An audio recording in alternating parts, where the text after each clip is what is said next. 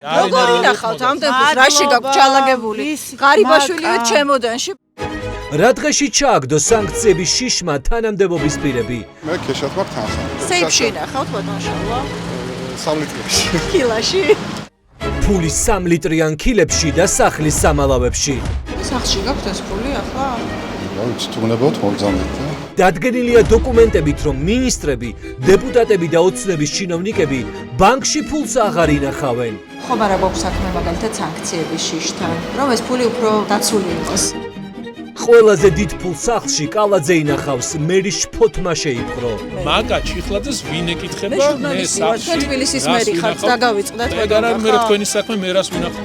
შფოთს და შიშს ლანძღვით ფარავს და თან ვერ უარყოფს, რომ 9 მილიონზე მეტი ოჯახში იმისთვის დაასაწყობა, რომ ივანიშვილის ბედი არ გაიზიაროს.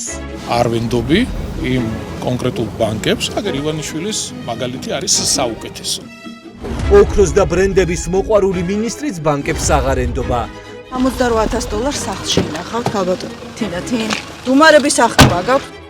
თან ხალხს უმტკიცებენ, რომ სანქციების არ ეშინიათ და თან სანქციები აჩრდილივით დასდევთ. შესაძლებელია უფრო უსაფრთხო იყოს სახლში. ოცნების მინისტრები და დეპუტატები სისტემაში უკვე გააყვითლეს. მათი ანგარიშები გამადიდებელი შუშით კონტროლდება. 100,000 ლარი, $82,000 ინახავს სახლში, 430,000 ევრო აქვს. მხოლოდ ერთი შემოწმებით სახლებში შენახული მილიონებია ნაპოვნი. კრიმინალის არ გეშინიათ? ამ კრიმინალი ამ ქვეყანაში არ არსებობს. არ არსებობს? დღეს 8 საათზე ნახეთ, რა ფასი ხდიან ისინი, როდესაც საკუთარი ხალხის წინააღმდეგ ბრძოლის თანამონაწილეები ხდებიან. ბატონო ლევან, თამარ მახარობლიძეზე მინდა გკითხოთ. თქვენი რჩეული როდის გახდა ბატონო? როგორ გახდა ოპოზიციის ლიდერების საქმის მოსამართლე ლევან მურუსიძის რჩეული? თქვენდობა როგორ დაიმსახურა? რამდენიცამ და შეგეკითხო. ჩვენ პასუხს არ გავცემთ, ხო? მოპოვებულია მტკიცებულებები, რომ მოსამართლე მახარობლიძე მურუსიძეს გირგვლიანი საქმის გამო ჯერ კიდევ იმ დროს იცავდა, როდესაც კლანის ბოს მძიმე წუთები ედგა. და სამართლებრივად ლევან მურუსიძეს ვერაფერში ვერ შევადავებით. ჩვენ დავსვით კითხვა, ჩააცვა თუ არა ლევან მურუსიძემ მოსამართლის მანტია მახარობლიძეს მადლობის ნიშნად. თქვენ ბეჩერზე გავლენას არ ახდენთ. ბატონო ლევან, გავიგე რომ მე თქვენზე გავლენას ვერ მოვახდენ. მე არ ვარ გძინა ივანიშვილი თქვენზე გავლენა მოვახდინო. პროცესიდან აძებებს ჟურნალისტებს, ეჩხუბება დარბაზს, ჩაქუჩის ბრახუნზე რეპლიკის გამო ხურავს სასამართლოს ხდომებს. რა ჭირს ამ თამარ მახარობლიძეს? რატომ იჩხუბება ყველას? თქვენ ევალებთ ხოლმე ბატონო ლევან? სასამართლო კლანის ბოსი და ბიძინა ივანიშვილი იცავს თუ მიატოვა ოლიგარქმა. დიდი ხანი შეინარჩუნებს ივანიშვილი მმართველობას? მე ხო პოლიტიკის გარ შორს უდავიქე, ხო? და ხარ, რატომ არ გახართ მე შორს მითხარით? 8 საათზე ნახეთ ლევან მურუსიძის როლი ხმაურიანი საქმეების ახალი მოსამართლის გამორჩევაში. ივანიშვილი ამბობს, რომ გამოსწორდაო ლევან მურუსიძეო და ანუ გამოსწორდით? ხო, არა მზადებული.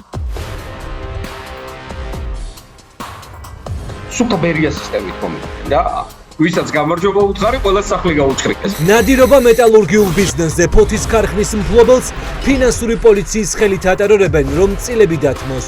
თქვენ ვერ წარმოგიდგენიათ ამაში რამდენი ადამიანი იყო ჩართული. ამაში მთელი ფინანსური მუშაობდა როგორც ერთი მანქანა. დაიჭირეს ბიზნესმენი, დაუჭირეს ძმა და მისი კომპანიის თანამშრომლები. მუქარით მოლაპარაკებაზე მე არ წავედი არც პირველ ჯერზე და არც მეორე ჯერზე, ამბობს.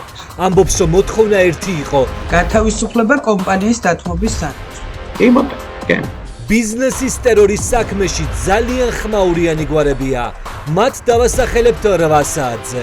მას რაც უნდა და სხვალაირად არც კეთდებოდა. პროკურატურას ჩვენებები უდევს, საქმეში მოწმეები არიან. ანუ ბიზნესს არ ეკეტებდა ქართული ოცნების სახელი მოხდება ამ საკითხის შესწავლა. ექნებათ თუ არა პოლიტიკური ნება გავლენიან კლანთან დაჯახების.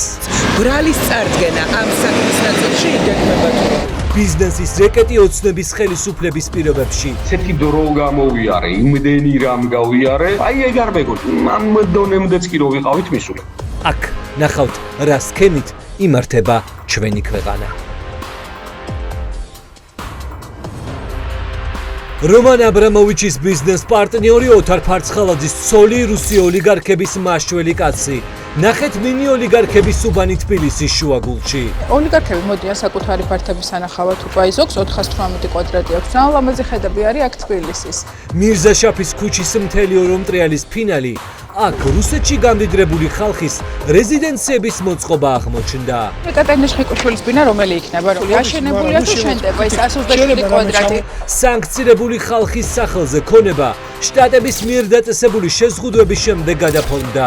ჩვენ დავსვით კითხვა, რა გზებით გადაიხადეს დაბლოკილ ანგარიშებიანმა ადამიანებმა ფული.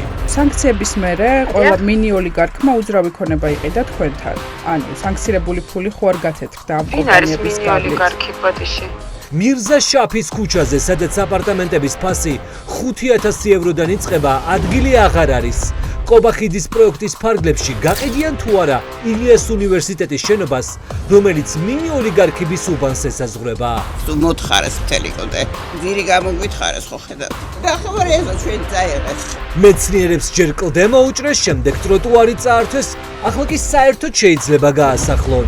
ამდენი ბეტონის დაუბედურება რასაც ხდება, არ არის გამორიცხული რომ სიმიზანი და мотиваცია ამოძრავებდეთ რომ ის მიმდებარე ტერიტორია დაისაკუთროს. შაბათს 8 საათზე რას ყიდიან და ვის ხელში შეიძლება აღმოჩნდეს უნივერსიტეტების ქონება.